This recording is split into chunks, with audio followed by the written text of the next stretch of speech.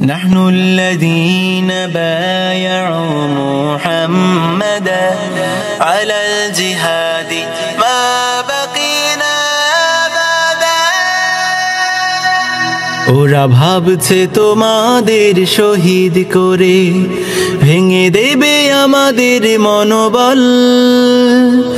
ওরা জানে না যে আমরা চিরনির্ভীক আল্লাহ তাআলার সেনাদল। আসসালামু আলাইকুম ওয়া রাহমাতুল্লাহি ওয়া বারাকাতুহু। আউযু বিল্লাহি মিনাশ শাইতানির রাজীম। বিসমিল্লাহির রাহমানির রাহিম।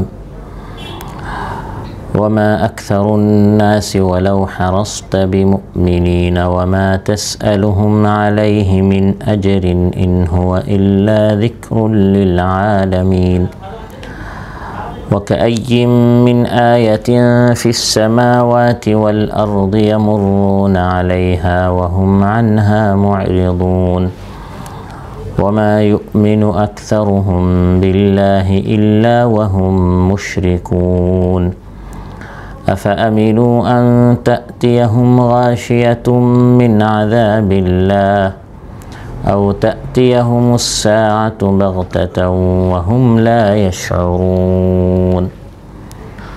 আল্লাহ তাআলা ইরশাদ করেন, আর আপনি চাইলেও অধিকাংশ মানুষ ঈমানদার হবে না, আর আপনি এর পরিবর্তে তাদের নিকট কোনো বদলা চাচ্ছেন না। এই কোরআন তো গোটা বিশ্ববাসীর জন্য উপদেশ। আসমান ও জমিনে কত আয়াতের সামনে দিয়ে তারা যায়, কিন্তু তারা বিমুখ থাকে। আর অধিকাংশ মানুষ ঈমান আনলেও সাথে শিরিক করে। তারা কি নিজেদেরকে নিরাপদ মনে করে যে আল্লাহর পক্ষ থেকে হঠাৎ সর্বগ্রাসী শাস্তি আসতে পারে বা হঠাৎ কিয়ামত চলে আসতে পারে, অথচ তারা টেরই পাবে না। আলহামদুলিল্লাহ ওয়াহদাহ ওয়াসসালাতু ওয়াসসালামু আলা মান লা নাবিয়্যা বা'দাহ আম্মা বা'দ। উপস্থিত এই ওয়ার্ডের সম্মানিত সভাপতি, আমার সামনে উপস্থিত আমার প্রাণাধিক প্রিয় দিনদার ইমানদার ভাইরা, সূরা ইউসুফ থেকে 5টি আয়াত 103 থেকে 107 তিলাওয়াত করে এর সহজ বাংলা অনুবাদ উপস্থাপন করেছি। এই 5টি আয়াতের আলোকে আল্লাহ তাআলা আমাকে আপনাকে কি উদ্দেশ্যে সৃষ্টি করেছেন এইসব বিষয়ে আপনাদের সামনে আলোচনা উপস্থাপন করব ইনশাআল্লাহ। আল্লাহ সুবহানাহু ওয়া তাআলা মানবমণ্ডলীর হেদায়েতের জন্য যুগে যুগে নবী পাঠিয়েছেন, কিতাবও নাজিল করেছেন, যাতে করে মানুষ তার রবকে চিনতে পারে। পাশাপাশি আসমান জমিনে অসংখ্য নিদর্শন আল্লাহ তাআলা রেখেছেন, যাতে করে মানুষ চিন্তা করে করে তার রবকে চিনতে পারে যে এই আসমান জমিন গ্রহ উপগ্রহ এই সৃষ্টি কেউ না কেউ এটা পরিচালনা করছেন। এটা মানুষ তার আকল দ্বারা বিবেক দ্বারা তার রবকে যাতে করে চিনতে পারে এবং তার রবের যাতে করে সে ইবাদত করে। মানুষকে সঠিক পথ দেখাবার জন্য আল্লাহ সুবহানাহু ওয়া তাআলা যুগে যুগে যেভাবে নবী পাঠিয়েছেন, কিতাব নাজিল করেছেন, আমার আপনার হেদায়েতের জন্য আল্লাহ সুবহানাহু ওয়া তাআলা রাসূল সাল্লাল্লাহু আলাইহি ওয়াসাল্লামকে পাঠিয়েছেন এবং আমার আপনার হেদায়েতের জন্য আল্লাহ তাআলা মহান গ্রন্থ আল কোরআন নাজিল করেছেন। আমাদের হেদায়েতের জন্য আল্লাহ যে কিতাব নাজিল করেছেন, এই কিতাবের নাম কি? আল কোরআন। এই কোরআনের মধ্যে বিস্তারিতভাবে আল্লাহ তাআলা বলে দিয়েছেন কি কি করলে আমি আপনার সঠিক পথ পাবো, কোন পথটি আমার আপনার নাজাতের পথ, কোন পথটি আমার আপনার হেদায়েতের পথ। এবং এই কোরআনের মধ্যে আগের অনেক জাতিদের ঘটনা আল্লাহ উল্লেখ করেছেন। নূহ আলাইহিস সালাম, নমরুদ কিভাবে তার দাওয়াতকে মানে নাই, আল্লাহ তাআলা তাকে কিভাবে ধ্বংস করেছেন। আর যারা ঈমান এনেছে আল্লাহ তাআলা তাদেরকে কিভাবে বাঁচিয়েছেন। আদ জাতি অত্যন্ত শক্তিশালী এক জাতি ছিল। হুদ আলাইহিস সালাম তাদেরকে দাওয়াত দিলেন, তাদের মধ্যে খুব অল্প লোক তার দাওয়াত গ্রহণ করেছে, আল্লাহ তাআলা তাদেরকে বাঁচিয়ে দিলেন। আর যারা মানে নাই, তাদের শক্তি, তাদের টাকা পয়সা এগুলো তাদের কোনো কাজে আসে না। কোরআনের মধ্যে এই সকল ঘটনা আল্লাহ উল্লেখ করেছেন, যাতে করে আমি আপনার সঠিক পথ গ্রহণ করি, যাতে করে আমি আপনার ঈমান আনি, যাতে করে আমি কোরআনের হিদায়ত সুন্নাহর হিদায়ত অনুযায়ী আমি আপনি জীবন নিজেদের পরিচালনা করতে পারি। কিন্তু বাস্তব সত্য হচ্ছে যুগে যুগে খুব কম মানুষ নবীর কথা মেনেছে। নবীরা অনেক মেহনত করেছেন, নবীরা অসংখ্য মুআজিজা দেখিয়েছেন, নবীরা খুব সুন্দর করে কথা বলতেন, চরিত্র তাদের অনেক সুন্দর ছিল, ভাষা অনেক মাধুর্য ছিল, কিন্তু মানুষ গ্রহণ করত না, মানুষ আসতো না, বসতো না, মানত না। তার মানুষ তাদের মন মতো চলতে চায়, মনের চাহিদা পূরণ করতে চায়। শয়তান ওয়াসওয়াসা দে, শয়তানের ওয়াসওয়াসা, শয়তানের প্ররোচনা কুমন্ত্রণে মানুষ এই দুনিয়াতে তার মতোই চলতে চায়, আল্লাহর হুকুম মানতে চায় না। খুব কম মানুষ কুরবানি করে, ত্যাগ করে, দুনিয়ার মহব্বতের উপর আখিরাতের মহব্বতকে প্রাধান্য দিয়ে জান্নাতের নিয়ামত পাওয়ার আশায় নবীদের কথা মেনেছে, কিতাব আল্লাহ যেটা নাজিল করেছেন সেই কিতাব অনুযায়ী জীবন গঠন করেছে। তাদের সংখ্যা যুগে যুগে কী ছিল? একবারেই কম ছিল। ওয়ামা আকসারুন নাসি ওয়ালাউ হারাসতা বিমুমিনিন। আল্লাহ তাআলা বলেন, হাবিব আপনি অনেক মেহনত করছেন। আল্লাহ তাআলা তার নবী সাল্লাল্লাহু আলাইহি ওয়াসাল্লামকে উদ্দেশ্য করে বলছেন, আপনি অনেক মেহনত করছেন, মানুষদেরকে বোঝাবার অনেক চেষ্টা করছেন। আর আল্লাহ নবী তো চেষ্টা কোনো কী করেন নাই, কোনো ত্রুটি করেন নাই। রাতে দাওয়াত দিয়েছেন, দিনে দাওয়াত দিয়েছেন, গোপনে দাওয়াত দিয়েছেন, প্রকাশ্যে দাওয়াত দিয়েছেন, একাকী দাওয়াত দিয়েছেন, সবাইকে নিয়ে দাওয়াত দিয়েছেন। যত টেকনিক গ্রহণ করা যায়, যত কৌশল অবলম্বন করা যায়, তিনি সব চেষ্টা করেছেন। এত চেষ্টা করেছেন যে আল্লাহ তাআলা তার নবীকে বলছেন, হে আমার হাবিব, অবস্থা তো মনে হচ্ছে আপনি নিজেকে মেরেই ফেলবেন। ঘুম নাই, নিদ্রা নাই, নিজের দিকে আল্লাহ নবী তাকাতেন না, শুধু উম্মতকে কিভাবে সঠিক পথের দিকে আনা যায়। সুবহানাল্লাহ। فَلَعَلَّكَ بَاخِعٌ نَفْسَكَ عَلَى آثَارِهِمْ إِن لَّمْ يُؤْمِنُوا بِهَذَا الْحَدِيثِ أَسَفًا। আল্লাহ তাআলা বলেন, হাবিব অবস্থা দৃষ্টিতে মনে হচ্ছে আপনি নিজেকে মেরেই ফেলবেন, এরা কেন ঈমান আনে না। কিন্তু আসল সত্য হচ্ছে আপনি যতই চেষ্টা করেন, অধিকাংশ মানুষের দিলটা সত্য গ্রহণ করা থেকে বন্ধ হয়ে গিয়েছে, কান বধির হয়ে গেছে, চোখ অন্ধ হয়ে গেছে। লাহুম কুলুবুন লা ইয়াফকাহুনা বিহা ওয়া লাহুম আ'য়ুনুন লা ইউবসিরুনা বিহা ওয়া লাহুম আযানুন লা ইয়াসমাউনা বিহা। অধিকাংশ মানুষের কান আছে, কিন্তু কান দিয়ে তারা সত্য গ্রহণ করতে চায় না, চোখ দিয়ে তারা কোরআন পড়তে চায় না, কান দিয়ে তারা হক শুনতে চায় না, মন দিয়ে তারা হক গ্রহণ করতে চায় না। এটা অধিকাংশ মানুষের স্বভাব। যদি আমরা দুনিয়ার কোনো কাজে মানুষদেরকে ডাকি, দলে দলে মানুষ আসে না, আসে না? আসে। কিন্তু দিনের কাজে সংখ্যা অনেক কম, মানুষ সত্য গ্রহণ করতে চায় না। মানুষ তার মন মতো চলতে চায়। মন বলছে ঈদের নামাজ একটু ভালো পোশাক নিয়ে যাই, সবার সাথে একটু দেখা সাক্ষাৎ হবে, আনন্দ খুশি হবে।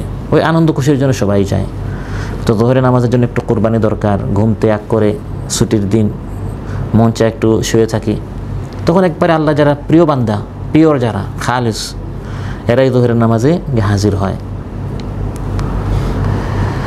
নবী সাল্লাল্লাহু আলাইহি ওয়াসাল্লামকে আল্লাহ বলছেন, হে হাবিব অনেক কম মানুষই সত্য গ্রহণ করবে।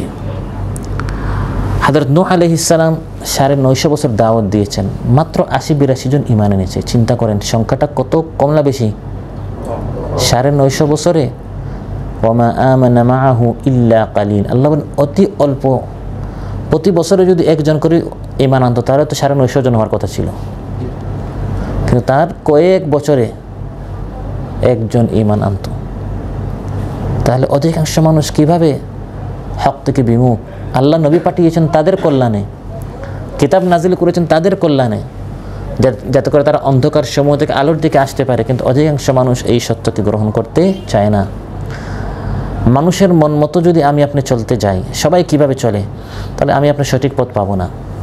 সমাজের সবাই কি করে, দেশের সবাই কি করে, ক্যাম্পের সবাই কি করে, মহল্লার সবাই কি করে, ওই সবার মতো যদি আমি চলতে চাই, সবার মনটা যদি আমি রক্ষা করতে যাই, তাহলে আমি আল্লাহকে পাবো না, আমি আল্লাহর হুকুম মানতে পারবো না।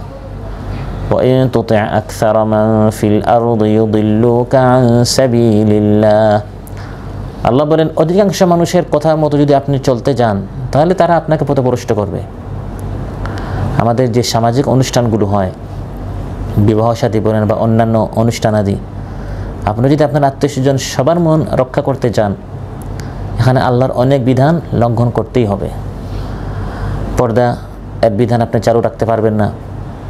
আরও অনেক বিষয় দেখা যায় যেগুলো সরাসরি কোরআন সুন্নাহ বিরোধী, কিন্তু তাদের মন রক্ষা করতে গিয়ে সবার মন, অধিকাংশ মানুষের মন রক্ষা করতে হলে আল্লাহর হুকুম কী করা যায় না, বাস্তবায়ন করা যায় না। কারণ অধিকাংশ মানুষ আল্লাহর হুকুমকে তারা ফলো করে না, আল্লাহর হুকুম ভালো লাগে না। কিন্তু আমাকে আপনাকে আল্লাহর হুকুমটাই গ্রহণ করতে হবে। পবিত্র জিনিস কম হয়, অপবিত্র জিনিস বেশি হয়, সত্যটা কম হয়, মিথ্যাটা বেশি হয়, নাপাকির সংখ্যা বেশি হয়, পাক জিনিসের সংখ্যা কম হয়। যেটা আসল এটা কম, যেটা 2 নাম্বার এটা বেশি হয়। একটা জিনিস যখন আসলি হয়, তিজারি না, আসলি তিজারি আছে না, আসলিটা কম হয় আর তিজারিটা বাজারে কি পাওয়া যায়, বেশি পাওয়া যায়। তা সবসময় আল্লাহর যারা প্রিয় বান্দা, পবিত্র বান্দা, এদের সংখ্যাটা কম হয়। এই পবিত্রদের সাথে আমাদের থাকতে হবে, সংখ্যা কম হোক কিন্তু এরা ভালো, এরা সৎ, এরা নামাজ পড়ে, এরা নামাজের কথা বলে, এরা কোরআন পড়ে, কোরআন পড়তে বলে, সর মধ্যে এদের সংখ্যা 2, 4, 5 জন হবে, কিন্তু এরাই ভালো লোক। অধিকাংশ মানুষ শয়তানের সাথেই থাকবে, শয়তানের বাহিনীর সংখ্যা বেশি এবং তাদের কথাগুলো চাকচিক্যময় হয়, সুন্দর হয়, বাদ্যযন্ত্র আছে, গান বাজনা আছে, মিউজিক আছে, দুনিয়াটাই তো দেখতে সুন্দর, মন চায় ওই দিকে যেতে। কিন্তু নাপাক আর পাক সমান হতে পারে না, পবিত্র পবিত্র সমান হতে পারে না। অপবিত্র জিনিসটা যতই সুন্দর হোক, যতই চাকচিক্য হোক, তাদের সংখ্যা যতই বেশি হোক, ইমানদার ব্যক্তি ওই দিকে যাবে না। ইমানদার ব্যক্তি তার আকলটা কাজে লাগাবে, যারা সত্যবাদী তাদের সাথে থাকবে, তাদের সংখ্যা কম হোক।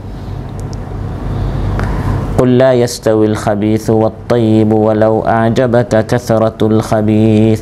আল্লাহ বলেন, হে নবী আপনি বলুন, পাক আর নাপাক সমান হতে পারে না, পবিত্র অপবিত্র সমান হতে পারে না, যদিও অপবিত্র বেশি হয়।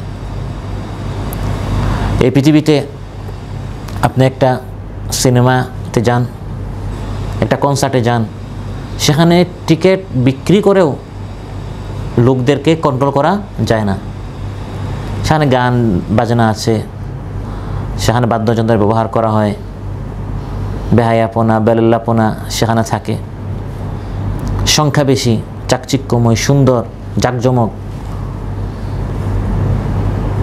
কিন্তু আল্লাহ তাআলা বলেন এটা আর পবিত্র জিনিস সমান হতে পারে না, যদিও পবিত্রটা দেখতে এত চাকচিক্যময় হয় না, এত সুন্দর হয় না, মনকে আকৃষ্ট করতে পারে না, কিন্তু এর মধ্যে মনের শান্তি আছে।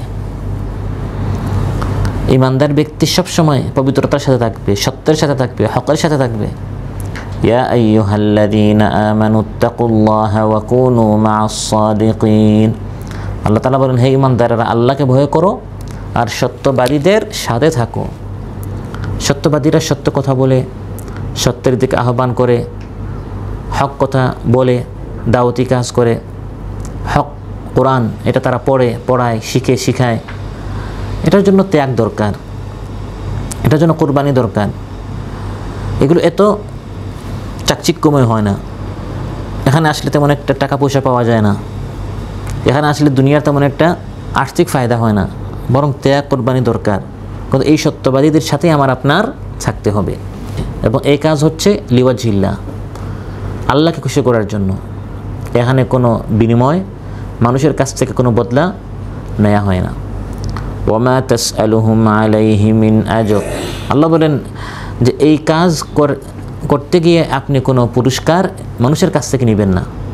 আল্লাহ নবী নিয়েছেন, মাহফিল করেছেন, তারপর সবার কাছ থেকে হাদিয়া নিয়েছেন, এরকম হয়েছে?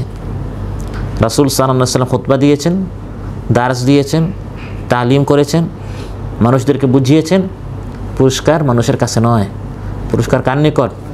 ইন আজরিয়া ইল্লা আলাল্লাহ। আর আল্লাহ পুরস্কার কেমন দিবেন? আমি আলোচনা করলাম, আল্লাহ থেকে দাওয়াত দিলাম, আমার এই দাওয়াতে যত মানুষ হেদায়েত পাবে, আল্লাহ পুরস্কার কি দিবেন?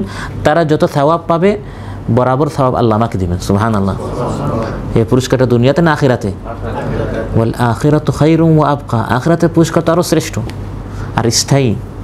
দুনিয়াতে আমাকে 1000, 2000, 5000, 10,000 দিলেন, এটা আবকা নয়, বাকি মানে অবশিষ্ট থাকবে না। খাবো শেষ হয়ে যাবে, পরব শেষ হয়ে যাবে, জায়গা একটা কিনবো, কিছুদিন পর শেষ হয়ে যাবে।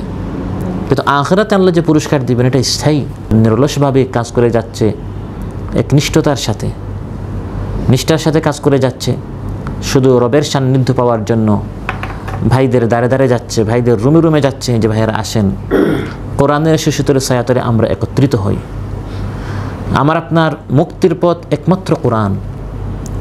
কোরআন হচ্ছে রিমাইন্ডার, আমাদেরকে স্মরণ করে দেয়, উপদেশের একটি কিতাব। ইন হুয়া ইল্লা যিকরুল লিল আলামিন, গোটা বিশ্ববাসীকে সঠিক পথ স্মরণ করে দেওয়ার জন্য, উপদেশ দেওয়ার জন্য, অন্তরটা জাগ্রত করার জন্য আল্লাহ কিতাব নাজিল করেছেন, তার নাম হচ্ছে কোরআন। হাতে হাতে আমরা কোরআন উঠিয়ে দিই, কারণ কোরআন ছাড়া একটা মানুষ প্রকৃত মানুষ হতে পারে না। কত মানুষ সম্পর্কে আমরা বলি মানবরূপী পশু, বলি না? মানবরূপী শয়তান পেপার পত্রিকায় আসে, বা আমরা নিজেরাই বলি এই লোকটা মানবরূপী শয়তান, মানবরূপী পশু। কেন বলি? রূপটা মানুষের, কাজটা মানুষের করে নাই, কারণ তার ভিতরে কোরআন নেই। রূপটা মানুষের, কাজটা করেছে যে কাজ হিংস্র প্রাণীরাও এই কাজ করতে তারা লজ্জা পায়। আর রহমান আল্লামাল কোরআন, আল্লাহর দয়া হচ্ছে আল্লাহ কোরআন শিখিয়েছেন। আর আমি যদি এই কোরআনটি না শিখি তাহলে আল্লাহর দয়া, আল্লাহর মেহেরবানি আমার ভিতরে নেই।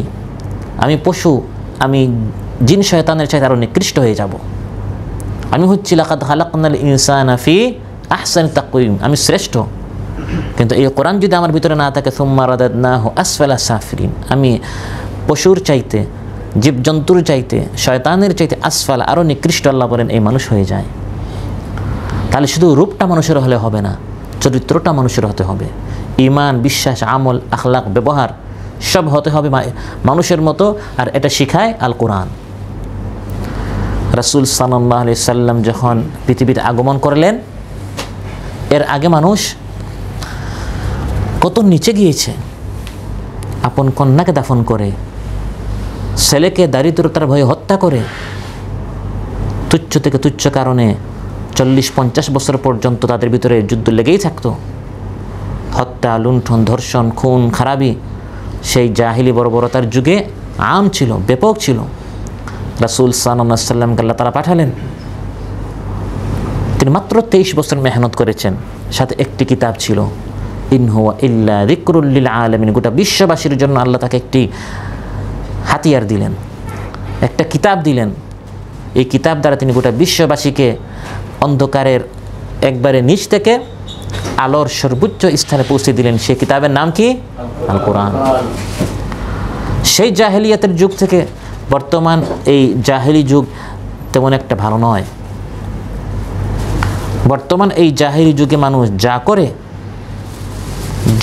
যে সকল অপরাধ মানুষের মাধ্যমে সংগঠিত হচ্ছে, সে আগের যুগের জাহেলি মানুষ যদি এখন আসে তারা বলবে আমরা তো অনেক ভালো ছিলাম।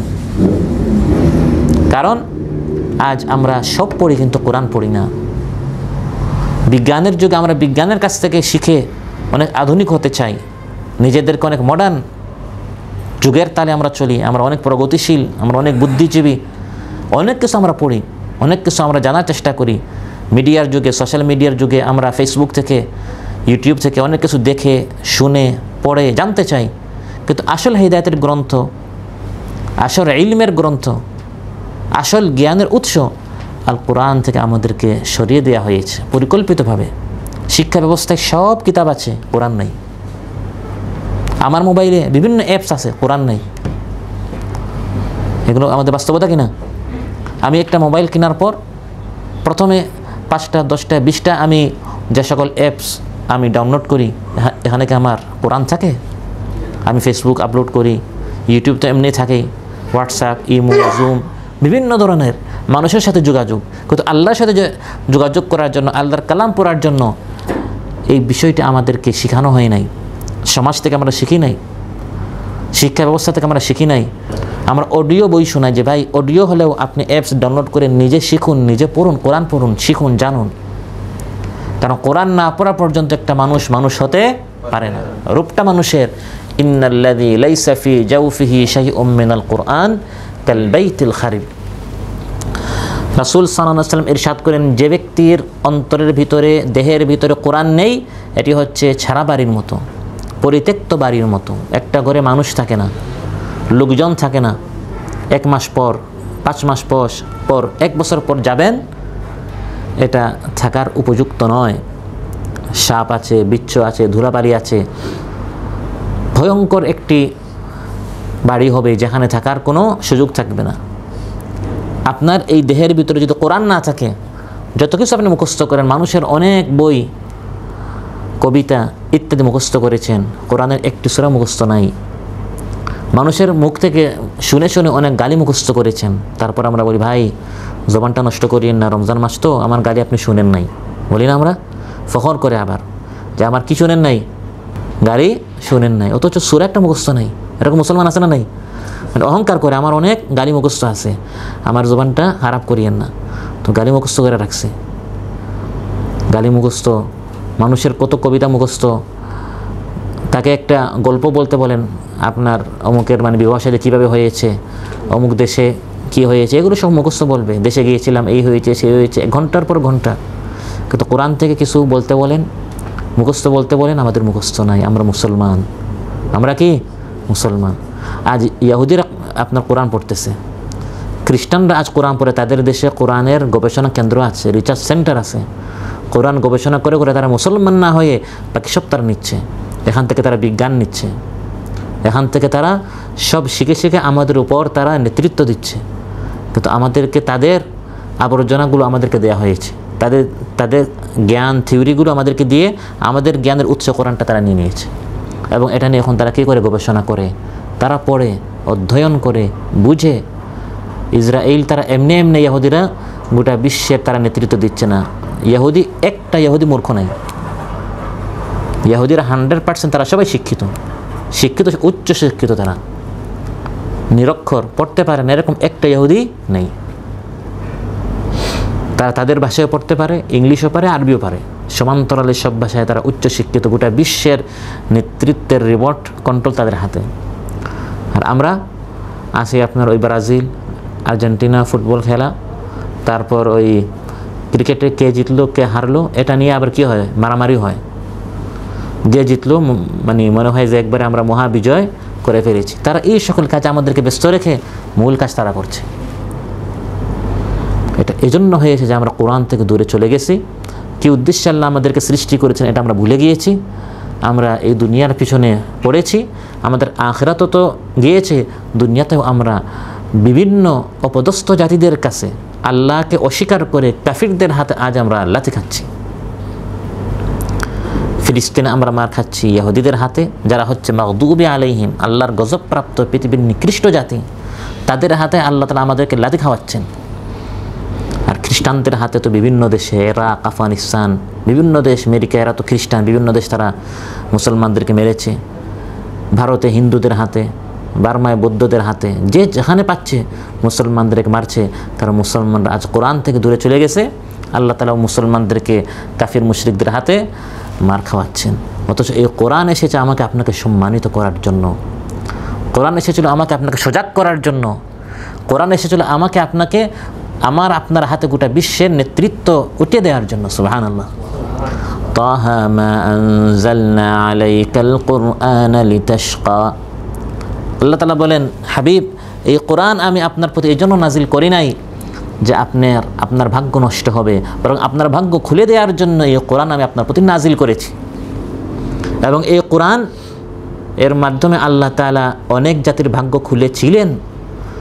যারা বকরি রাখত, ছাগর এর তারা রাখাল ছিল, উটের রাখাল ছিল, পারস্য রোমদের মতো বিশাল সাম্রাজ্য তাদের হাতে নাস্তানাবুদ হয়ে গেছে। সাহাবীদের হাতে হয়েছে কিনা?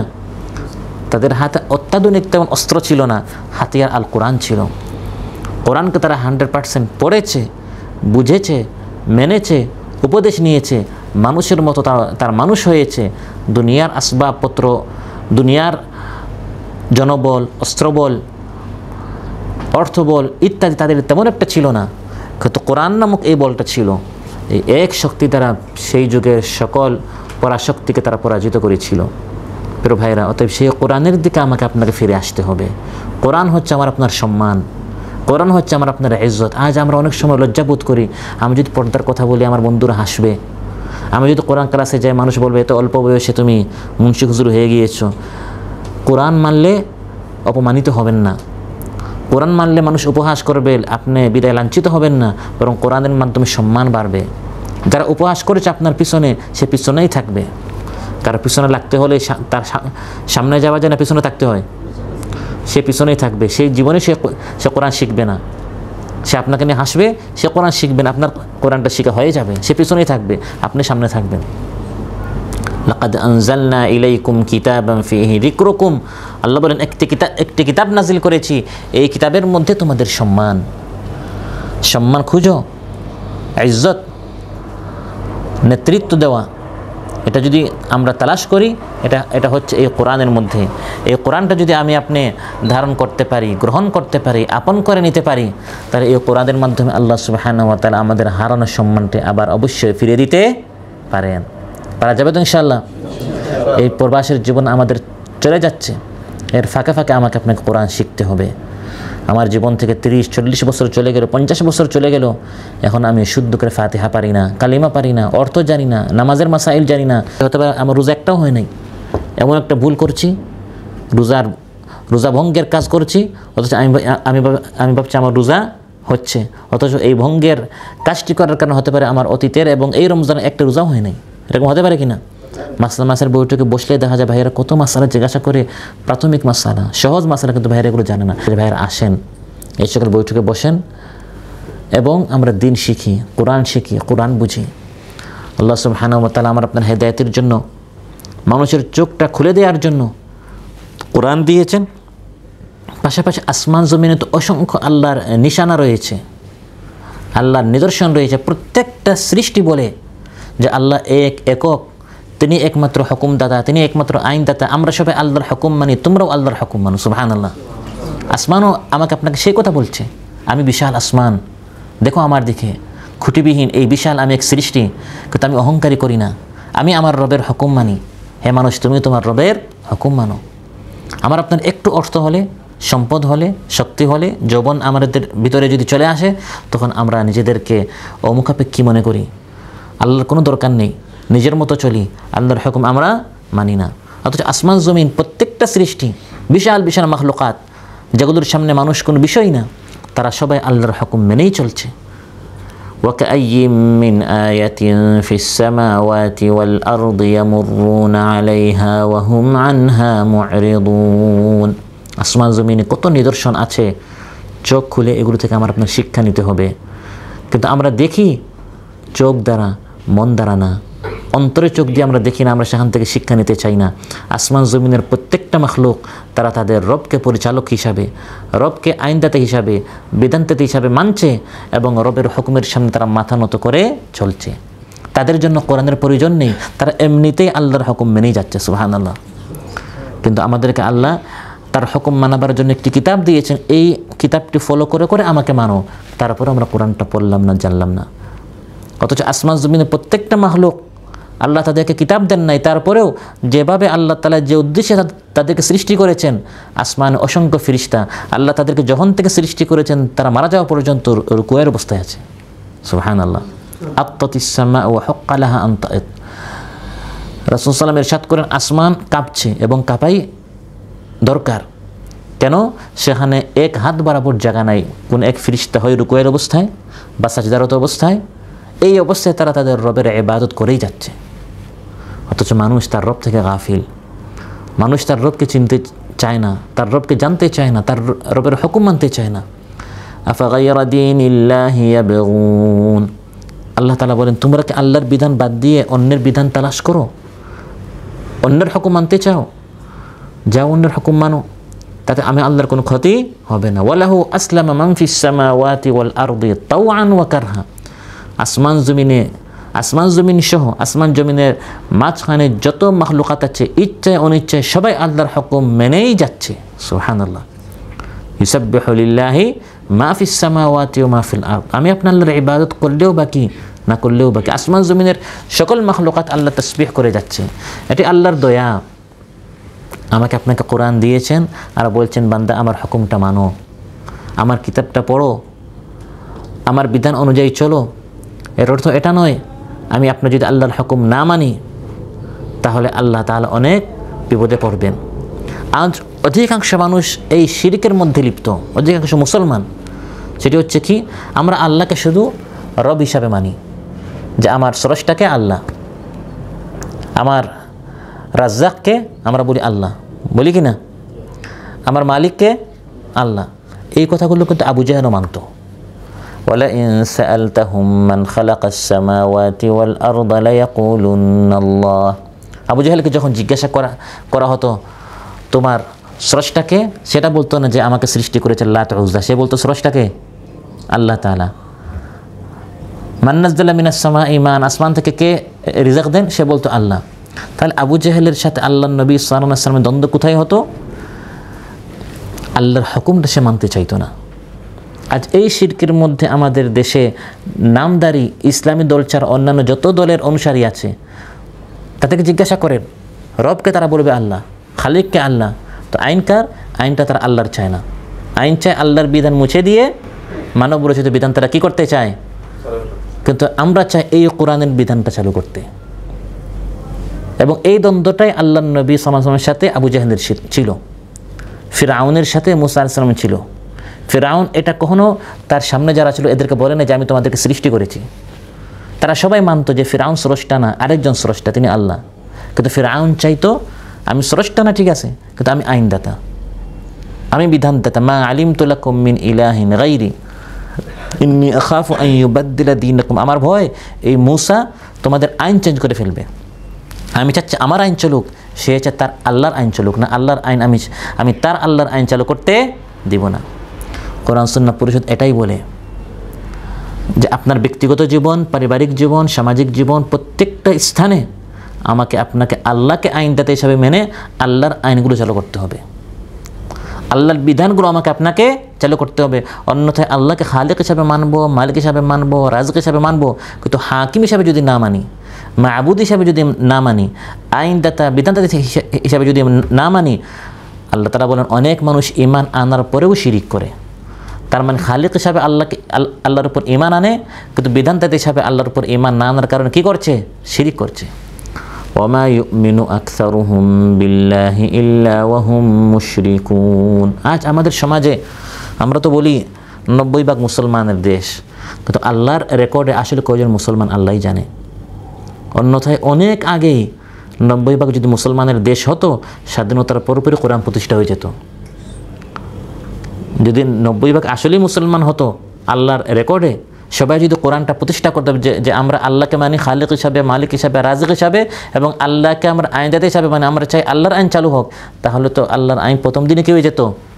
কিন্তু আপনি জিজ্ঞাসা করেন এই 90% যারা মুসলমান, আপনারা কয়জন কোরআনকে চান কোরআন বিধান হিসাবে দেশে প্রতিষ্ঠিত হোক?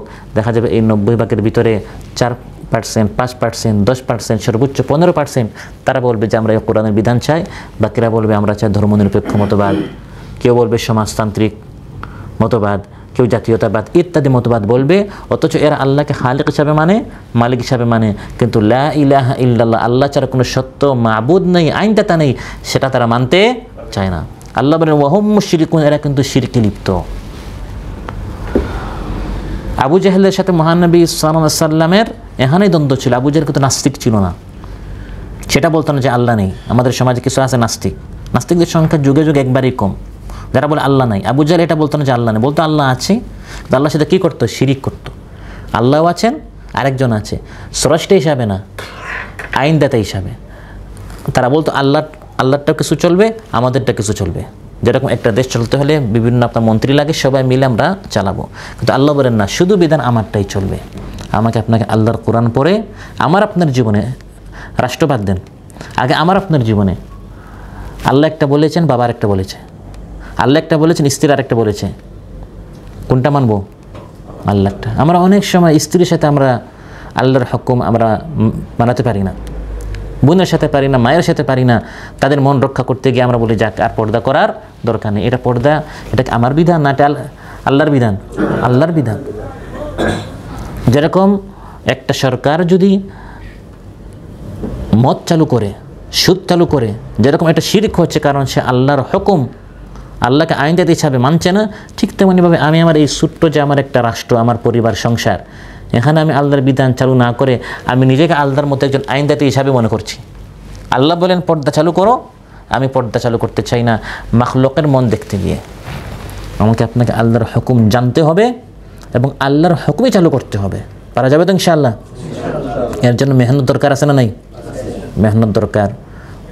অনেকে বিরোধিতা করবে, অনেকে হাসাহাসি করবে, কিন্তু আমাকে তো দেখতে হবে আমার রবের মনটা, আমার রবের হুকুমটা। আল্লাহকে সন্তুষ্ট করতে হবে, মানুষকে নয়।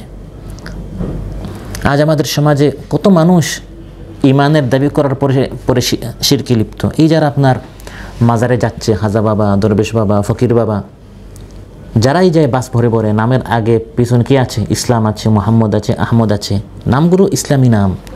যাচ্ছে মানুষের নিকট, তাও মৃত মানুষ, কবরের শায়িত মানুষ, তার নিকট গিয়ে ছেলে চাচ্ছে। নাউযুবিল্লাহ বলেন। আল্লাহ বলেন ওয়ামা ইউমিনু আকসারুহুম বিল্লাহি ইল্লা ওয়া হুম মুশরিকুন। অধিকাংশ মানুষ ঈমান আনার পরে আবার মুশরিক হয়ে যায়। গিয়ে যখন সাজদাটা করলো, যে সাজদাটি করার কথা ছিল ফাসজুদু লিল্লাহ, আল্লাহর সামনে সাজদা করো, সে যখন মাখলুকের সামনে করলো, আর ঈমান থাকলো? তারও ঈমান গেল। যার সামনে সাজদা করেছে এই ভণ্ড পীর, তার ঈমান তো অনেক আগেই শেষ, কারণ সে নির্দেশ করেছে আমার সামনে কি করো? সাজদা করো। হয় কথার মাধ্যমে নির্দেশ, বা অন্যায়ের সামনে খামোশ থাকার কারণে।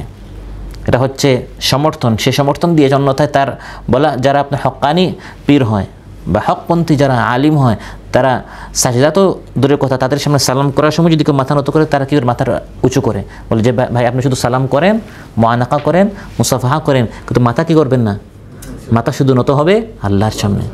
কিন্তু মুসলমান নামধারী দেখা যায় মাজারে গিয়ে সাজদা করছে, মুসলমান নামধারী মন্দিরে গিয়েও আবার অন্যান্য জাতিদের সাথে তাদের বিভিন্ন অনুষ্ঠানে শরীক হয় কি না? বলে ভাই সব তো আমরা সমান, পার্থক্য তোকে আমি মুসলিম তুমি হিন্দু, বাকি আমরা সবাই ভাই ভাই। আমাদের একজনের অনুষ্ঠানে আমরা একজনেরটা আমরা আরেকজন যাব, তারটা গিয়া সে তার ভগবানের কাছে, তার ঈশ্বরের কাছে গিয়ে সেও গিয়ে কী চায়? সাহায্য চায় না। আউযুবিল্লাহ।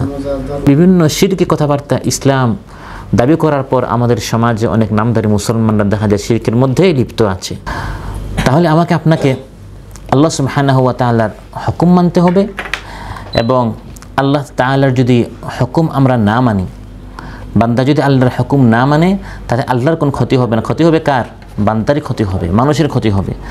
যারা আল্লাহর হুকুম মানে না, যারা আল্লাহর হুকুম মানে না, আল্লাহ তাআলা বলেন তারা কি আমার শাস্তি থেকে নিজেদেরকে নিরাপদ মনে করে? আমার হুকুম না মানলে শাস্তি যে আসবে, যেরকম আমি ফিরআউনকে ধ্বংস করেছি, হামানকে ধ্বংস করেছি, কারুনকে ধ্বংস করেছি, সেই আল্লাহ তো এখনও বিভিন্ন জাতিকে একই পদ্ধতিতে আমাদের চোখের সামনে ধ্বংস করছেন। ফিরআউনকে আল্লাহ তাআলা পানিতে ডুবিয়ে ধ্বংস করেছেন। যদি আমি আপনার আল্লাহর হুকুম না মানি, এখনও আল্লাহ তাআলা কোরআনে বর্ণিত আগের জাতিদের মতো ধ্বংস করতে পারেন। আমাদের চোখের সামনে আমরা এখনও দেখি ফিরআউন, হামান, কারুন, আজ, সামুদের ঘটনা তো কোরআন আল্লাহ বলেছেন। এখনও একই পদ্ধতিতে আল্লাহ বিভিন্ন জাতিকে ধ্বংস করেছেন কিনা? ফিরআউনকে আল্লাহ ধ্বংস করেছেন কিভাবে? পানি দ্বারা, পানিতে ডুবিয়ে। এখনও বন্যা দ্বারা মানুষ মারা যাচ্ছে কিনা? বাংলাদেশে তো 2 দিন পর পর প্লাবন আসছে, বন্যা আসছে, এবং এখনও বলা হয় পানির মাত্রা একটু বেড়ে গেলে পুরা দেশটা ডুবে যাবে। কারণ বাংলাদেশ পৃথিবীর মানচিত্রের তুলনায় একটু নিচে, পানির মাত্রা একটু বাড়লে পুরা দেশ ডুবে যাবে। এই যে পানির মাধ্যমে আল্লাহ ধ্বংস করেন, কত জাতিকে আল্লাহ তার অগ্নির মাধ্যমে ধ্বংস করেছেন। আমাদের দেশে অগ্নি লাগে না? বিভিন্ন ফ্যাক্টরিতে লাগছে। এই কিছুদিন আগে বিশাল মার্কেটে আগুন লাগলো। কারুনকে আল্লাহ তাআলা পানির নিচে, মাটির নিচে ভূমিধসের মাধ্যমে। বাংলাদেশে 2 দিন পর পর ভূমিকম্প হচ্ছে। আগে এত ভূমিকম্প হতো না। জিনা বেড়েছে, ব্যভিচার বেড়েছে, সুদ বেড়েছে, ঘুষ বেড়েছে। আল্লাহকে বিদ্যাঙ্গুলি দেখানো হচ্ছে। আমাদের বাপ দাদারা এত করতো না, তারা নেককার ছিল, বুজুর্গ ছিল, এজন্য সেই যুগে এত ভূমিকম্প হতো না। এই নতুন নতুন প্রজন্ম আমরা, টাকা পয়সা বাড়ছে, পাশাপাশি প্রতারণা, ধোঁকা, ঘুষ, সুদ, যৌতুক, নাফরমানির সয়লাভ, ভূমিকম্প বেড়েছে, বন্যা বেড়েছে, আগুন লাগা বেড়েছে। নানা ধরনের শাস্তি আগের জাতিকে আল্লাহ যেভাবে দিতেন, এখনও সেই একই পদ্ধতিতে আল্লাহ দিচ্ছেন। আমাকে আপনাকে আল্লাহ বলছেন আফা আমিনু আন তাতিয়াহুম গাশিয়াতুম মিন আযাবিল্লাহ, তারা কি নিজেদেরকে নিরাপদ মনে করে তাদেরকেও আমি হঠাৎ কি করতে পারি, পাকড়াও করতে পারি। আগের জাতিদেরকে আল্লাহ তখন পাকড়াও করেছেন যখন তারা নিজেদেরকে সবচেয়ে বেশি নিরাপদ মনে করেছিল। হঠাৎ আল্লাহ শাস্তি আসবে, আও তাতিয়াহুমুস সাআতু বাগতাতাও ওয়া হুম লা ইয়াশউরুন, বা তারা টেরও পাবে না হঠাৎ কিয়ামত এসে হাজির হয়ে যাবে, ফলে তাদেরকে জাহান্নামে যেতে হবে। প্রিয় ভাইরা, এই দুনিয়াতে ঈমানদার ব্যক্তি সবসময় আল্লাহকে ভয় করে করে চলবে। আল্লাহর হুকুম না মানলে শাস্তি আসবে, এই ভয়ে সে সবসময় আল্লাহর হুকুম মানবে। আর আল্লাহর নাফরমানি সবচেয়ে বেশি যারা করে নাফরমানেরা, তারা নিজেদেরকে আল্লাহর শাস্তির দিকে নিরাপদ মনে করে। ঈমানদার ব্যক্তি তার ভিতরে সে হাজারো ইবাদত করলেও ভয় করে, জানি না আমার ইবাদতটা কবুল হচ্ছে কিনা। আর নাফরমান ব্যক্তির ইবাদতই নাই, তারপরে দেখা যায় সে বলে আল্লাহ সব কী করবেন, মাফ করে দিবেন। দেখো মানুষ আছে না নাই, নিজেদেরকে আল্লাহর শাস্তি থেকে সবসময় নিরাপদ মনে করে, অথচ মুনাফিক ব্যক্তি সবসময় নিজেকে আল্লাহর শাস্তির থেকে নিরাপদ মনে করে। ইমাম হাসান বসরি রাহিমাহুল্লাহ বলেন, আল মুমিনু ইয়ামালু বিত্তাআতি ওয়া হুয়া মুশফিকুন ওয়াজিরুন খাইফ। ঈমানদার ব্যক্তি অনেক নেক আমল করে, তারপরেও ভয়ে থাকে আল্লাহ কবুল করেছেন কিনা, জানি না ইখলাস ছিল কিনা। যদি আল্লাহ কবুল না করেন, আল্লাহ তো আমার ইবাদত কবুল করতে কিনা বাধ্য না। সারা রমজান আমি ইবাদত করলাম, আল্লাহ একটা নামাজ কবুল করলেন না, তাহলে আমার এইসব আমল করা আর না করার সমান হয়ে গেল। এজন্য ঈমানদার ব্যক্তি সবসময় ভয়ে থাকে, আমার উঠতে বসতে চড়তে ফিরতে কত গুনাহ হয়ে যাচ্ছে, আমি কত আল্লাহর হুকুম, আমি মুসলমান হয়ে আমি আল্লাহর হুকুম জবাই করছি, আমি ঈমানদার দাবি করে আমি আল্লাহর হুকুম মানছি না। যদি এই কারণে আল্লাহ আমাকে পাকড়াও করে ফেলেন, সে একদিকে নেক কাজ করে, অন্যদিকে আল্লাহর শাস্তির ভয়ে সদা সে শঙ্কিত থাকে। ওয়াল ফাজিরু ইয়ামুলু বিল মাআসি ওয়া হুয়া আমিন। আর নাফরমান বদকার দিবানিশি গুনাহ করে, তারপরেও সে আল্লাহর কোনো ভয় তার অন্তরে নেই, তার চিন্তাই নেই যে হঠাৎ এক্ষুনি আল্লাহ তাকে অন্ধ করে ফেলতে পারেন, অসুস্থ বানিয়ে ফেলতে পারেন, মেরে ফেলতে পারেন। সে গুনাহ করছে, মাটির নিচে আল্লাহ কারুনের মতো তাকে এখন দোষে ফেলতে পারেন। হাজারো গুনাহ করে আবার নিজেকে নিরাপদ মনে করে, এটা হচ্ছে গুনাহগার নাফরমান বান্দা। আর ঈমানদার ব্যক্তি সব সময় নেক কাজ করার পরেও সে আল্লাহর ভয়ে আতঙ্কিত এবং শঙ্কিত হয়। ঈমানদার ব্যক্তি ছোট্ট গুনাহ করলেও এটাকে গুনাহ মনে করে, এটাকে পাপ মনে করে। আর নাফরমান ব্যক্তি গুনাহকে গুনাহই মনে করে না, পাহাড় সমতুল্য গুনাহ করেও এটাকে তুচ্ছ মনে করে। আচ্ছা যাক, আগামী রমজান থেকে তওবা করব নি, গুনাহের পাহাড়, কিন্তু এখনও তওবা করার সে প্রয়োজনীয়তা অনুভব করে না। আগামী রমাদান থেকে শুরু করব, গত রমাদানে কিছু ভাইয়েরা বলেছিল, কিন্তু এই রমাদানের আগে কবরে চলে গেছে। অতএব আমরাও জানি না আমরা আরেক চান্স আমরা পাবো কিনা, আর আমরা সুযোগ পাবো কিনা। হযরত ইবনে মাসউদ রাদিয়াল্লাহু আনহু বলেন, ইন্নাল মুমিনা ইয়ারা যুনুবাহু কাআন্নাহু কাঈদুন তাহতা জাবালিন ইয়াখাফু আন ইয়াকাহা আলাইহি। ঈমানদার ব্যক্তি একটা গুনাহ করলে সে মনে করে তার মাথার উপর একটা পাহাড়, কোন সময় পাহাড়টা জানি মাথায় পড়ে যায়। গুনাহ করে ফেলেছি, জানি না এই গুনাহের কারণে কোন সময় আল্লাহ পাকড়াও করে ফেলেন। আল্লাহ একটা হুকুম বলেছেন কোরআনে, সুন্নায় রাসূল সাল্লাল্লাহু আলাইহি ওয়াসাল্লাম একটা হুকুম আমাকে শিখিয়েছেন, কিন্তু আমি এটা করলাম না, লঙ্ঘন করলাম, বিপরীত কাজ করলাম, হক সেটা কবিরা হোক সেটা সগীরা, কিন্তু গুনাহ তো গুনাহ হয়ে গিয়েছে। পাহাড়ের মতো সে মনে করে একটা বোঝা মাথায়, জানি না এই পাহাড় কখন মাথায় পড়ে যায়, গুনাহের শাস্তি দ্বারা কখন আল্লাহ আমাকে পাকড়াও করে ফেলে। ঈমানদার ব্যক্তি সবসময় নিজেকে আল্লাহর শাস্তি থেকে নিরাপদ মনে করে না। আফা আমিনু আন তাতিয়াহুম গাশিয়াতুম মিন আযাবিল্লাহ। যারা এই দুনিয়াতে আল্লাহকে মেনে মেনে চলে, সবসময় ভয়ে থাকে আল্লাহর, কিয়ামতের দিন আল্লাহ তাআলা ফালা খাউফুন আলাইহিম ওয়া লা হুম ইয়াহজানুন, তাদের কোনো ভয় নেই, তাদের কোনো চিন্তা নেই। সুবহানাল্লাহ। আর যারা এই দুনিয়াতে মন মতো চলে, আল্লাহর শাস্তির কোনো ভয় নেই, কোনো তোয়াক্কা নেই, আখিরাতে সকল ভয় আতঙ্কের জায়গা জাহান্নাম হবে তাদের ঠিকানা। নাউযুবিল্লাহ। রাসূল সাল্লাল্লাহু আলাইহি ওয়াসাল্লাম ইরশাদ করেন, আল্লাহ তাআলা হাদিসে কুদসিতে বলেছেন, ওয়া ইজ্জাতি লা আজমাউ আলা আবদি খাউফাইন। আমি আল্লাহর ইজ্জতের কসম, আমি আমার বান্দাকে দুইবার ভয় দিব না। ওয়ালা আজমাউ লাহু আমনাইন, দুইবার আমি তাকে নিরাপদ রাখবো না। দুই জায়গায় নিরাপদ হবে না, দুই জায়গায় ভয়েও সে থাকবে না। এক জায়গায় ভয় হলে আরেক জায়গায় নিরাপদ। দুনিয়াতে সে যদি আমি আল্লাহকে ভয় করে করে চলে, আখিরাতে সে শান্তি পাবে, নিরাপত্তা পাবে। সুবহানাল্লাহ। ইযা আমিনানি ফিদ দুনিয়া আখাফতুহু ইয়াউমাল কিয়ামাহ ওয়া ইযা খাফানি ফিদ দুনিয়া আমানতুহু ইয়াউমাল কিয়ামাহ। দুনিয়াতে সে যদি আমি আল্লাহকে ভয় করে চলে, আখিরাতে নির্ভয়ভাবে সে জান্নাত পাবে। আর দুনিয়াতে সে যদি আমি আল্লাহকে ভয় না করে চলে, সকল ভয়ের জায়গা জাহান্নাম হবে তার ঠিকানা। প্রিয় ভাইরা, অতএব যে আল্লাহ সুবহানাহু ওয়া তাআলা তার বিধান আমাকে আপনাকে শিখিয়েছেন কোরআনের মধ্যে, এই বিধান আমাকে আপনাকে ফলো করতে হবে। যদি ফলো না করি, নিজেদেরকে যদি আল্লাহর শাস্তি থেকে আমরা নিরাপদ মনে করি, আমার আপনার আগে আরও অনেকেই নিজেদেরকে এরকম নিরাপদ মনে করেছিল। প্রবাসে এসেছে, ব্যাংক ব্যালেন্স বেড়েছে, টাকা পয়সা বেড়েছে, এসেছে যৌবনকালে, ভেবেছে আরও কিছু কাল যাক, বয়স হোক, বড় হই, শেষ বয়সে গিয়ে আমি তাওবা করব, হজ উমরা করে ইতিকাফে ঢুকবো, তখন আল্লাহ আল্লাহ করব। নিজেকে আল্লাহর শাস্তি থেকে নিরাপদ মনে করেছে। এই বয়সে আবার রোগব্যাধি তো আসবে না, এই বয়সে তো আর কোনো বিপদ আপদ আসবে না, কিন্তু হঠাৎ এই যৌবনকালে এমন কঠিন রোগে আক্রান্ত হয়েছে, আল্লাহর এমন কঠিন শাস্তির মুখোমুখি হয়েছে, দেখা গেল তার পুরো লাইফ শেষ হয়ে গেল। এগুলো আমাদের চোখের সামনে আমরা দেখি। হঠাৎ উপর থেকে নিচে পড়েছে, কাজ করতে গিয়েছে, হাত পা শেষ, চিরতরে পঙ্গু হয়ে গেল। হঠাৎ গাড়ি accident, motor cycle accident, cycle accident, হাঁটছে, নানা ধরনের বিপদ আপদ আসে। মৃত্যু কোনো বয়স চেনে না। অতএব আল্লাহ তাআলা একটা নিয়ামত দিয়েছেন আমাকে আপনাকে, জীবন দিয়েছেন, এবং এই জীবনের সোনালি সময় এখন আমি আপনি অতিক্রম করছি। সবাই যুবক আলহামদুলিল্লাহ। এই বয়সটাই আমি আপনি আল্লাহর দিন শিখার, মানার, এই কাজে আমরা লাগাবো ইনশাআল্লাহ। نحن الذين بايعوا محمدا على الجهاد ما بقينا أبدا। ওরা ভাবছে তোমাদের শহীদ করে ভেঙে দেবে আমাদের মনোবল। ওরা জানে না যে আমরা চিরনির্ভীক আল্লাহ তাআলার সেনাদল।